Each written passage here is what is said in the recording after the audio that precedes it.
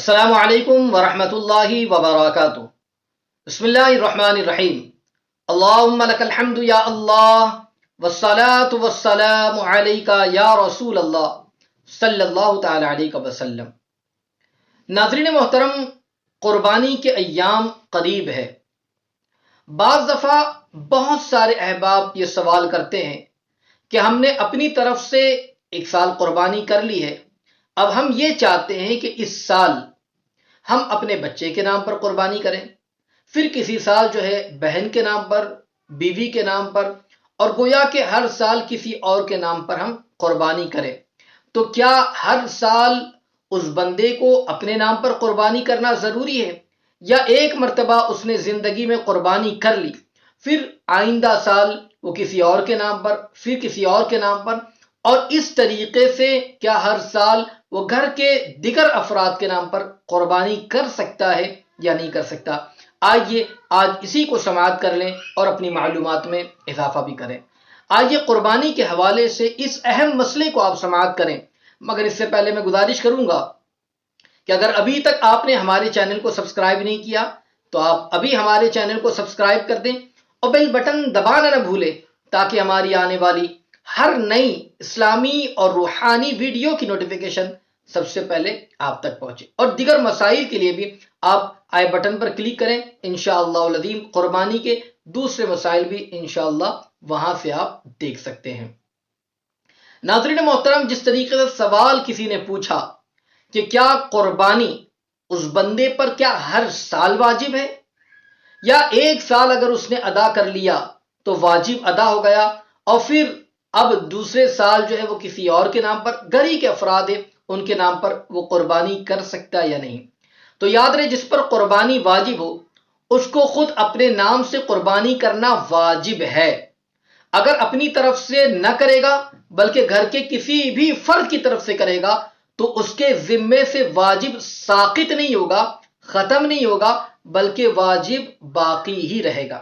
فتاوی امجدیہ میں اس حوالے سے کہ جس پر قربانی واجب ہو اس کو خود اپنے نام سے قربانی کرنا یہ واجب ضروری ہے۔ اب اس کو چاہیے کہ وہ اگر لڑکے یا زوجہ کی طرف سے، بہن کی طرف سے، والدین کی طرف سے، یا کوئی گھر کے کسی اور ممبر کی طرف سے اگر وہ قربانی کر رہا ہے تو واجب ادا نہ ہوگا، اپنے نام سے کرنے کے بعد جتنی قربانی کرنا چاہے وہ کرے۔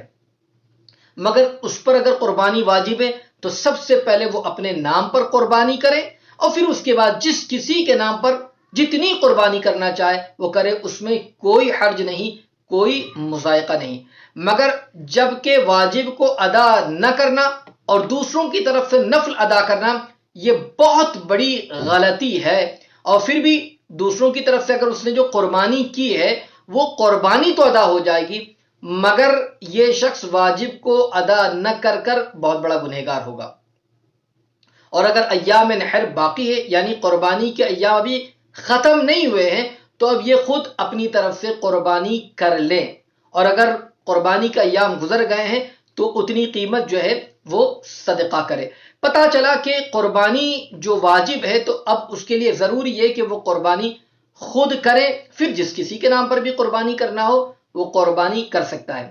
فتاوی فیض الرسول کے اندر اس حوالے سے کہ جبکہ ہر سال اگر وہ بندہ مالک نصاب ہے، جو نصاب بتایا گیا ہے 52.5 تولہ چاندی یا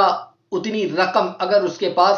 قربانی کے ایام میں اگر موجود ہے تو اب اس پر قربانی کرنا واجب ہے۔ تو اگر وہ مالک نصاب ہے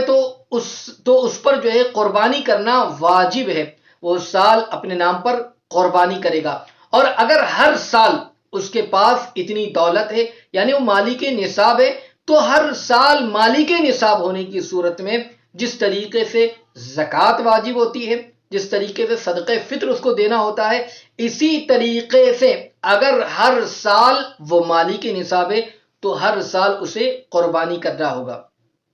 لیکن اگر کسی سال مالک نصاب باپ ہے، مثال کے طور پر سمجھے، اور دوسرے سال اس کا باپ نہیں بلکہ بیٹا مالک نصاب ہے، تو اب ایک سال باپ مالک نصاب تھا تو اب باپ قربانی کرے اپنے نام پر، دوسرے سال بیٹا اگر مالک نصاب ہے تو بیٹا اپنے نام پر قربانی کرے۔ تو اس طریقے سے وہ قربانی کرے گا۔ اور اگر یاد رکھے کہ اس نے قربانی خود مالک نصاب تھا باپ، بیٹے کے نام پر اس نے قربانی کر لی، تو یاد رکھ لیجئے اگر بیٹا مالک نصاب نہیں ہے نفل تو ادا ہو جائے گی، مگر باپ اگر قربانی اپنے نام سے نہیں کیا ہے وہ گنہگار ہوگا۔ ہاں اب اگر دیکھیں کہ باپ مالک نصاب ہے اور بیٹا مالک نصاب نہیں ہے، اس پر قربانی واجب نہیں ہے اور اس نے دو قربانی کرنی ہے، تو اگر وہ شخص سب سے پہلے اپنے بیٹے کے نام پر قربانی کر لیا اور پھر اب اس کے بعد جو ہے اپنے نام پر قربانی کرتا ہے، یہ بھی درست ہے، جائز ہے، اس میں کوئی حرج کی بات نہیں، آگے پیچھے اگر قربانی کر لیتا ہے۔ لہذا اگر مالک نصاب باپ اسی سال اپنے نام پر بھی اگر قربانی کرے گا تو یاد رکھ لیجئے اپنے نام پر قربانی کرے گا تو قربانی ادا ہوگی، واجب ادا ہو جائے گا، مگر واجب ہونے کے باوجود بھی اگر وہ قربانی نہیں کرتا ہے تو وہ شخص گنہگار ہوگا۔ اور اگر بیٹا مالک نصاب ہے تو بیٹا اپنے نام پر قربانی کرے۔ اب یہاں پر بہت سارے احباب یہ سمجھتے ہیں کہ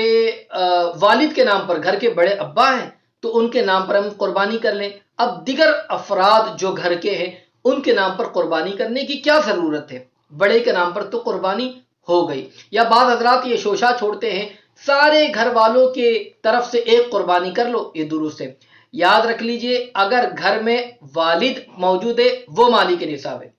بیٹا ہے وہ مالک نصاب ہے، بیوی ہے وہ مالک نصاب ہے، اگر بہو آئی ہے وہ مالک نصاب ہے، گویا کہ جتنے افراد ہیں اگر وہ چند افراد سارے کے سارے اگر مالک نصاب ہے تو یاد رکھ لیجئے جو جو مالک نصاب ہے ان کو بھی اپنی طرف سے قربانی کرنا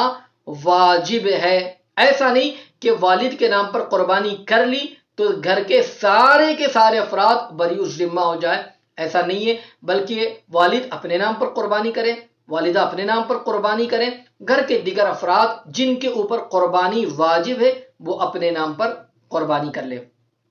حاصل کلام یہ ہے کہ گھر میں جو شخص بھی مالک نصاب ہو،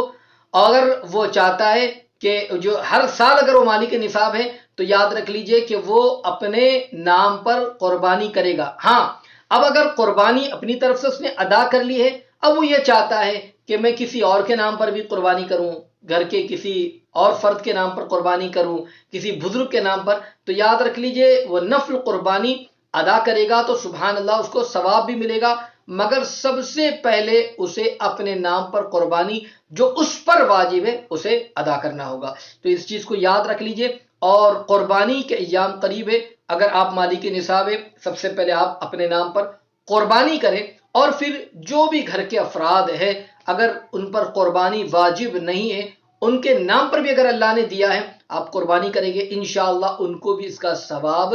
ضرور ضرور اللہ تبارک و تعالی عطا فرمائے گا۔ اللہ رب العزت کی بارگاہ میں دعا ہے کہ مولا تبارک و تعالی ہم تمام کو اس کی رضا کی خاطر قربانی کرنے کی توفیق عطا فرمائے، ہماری قربانی کو اپنی بارگاہ میں قبول فرمائے، آمین۔ السلام علیکم ورحمۃ اللہ وبرکاتہ۔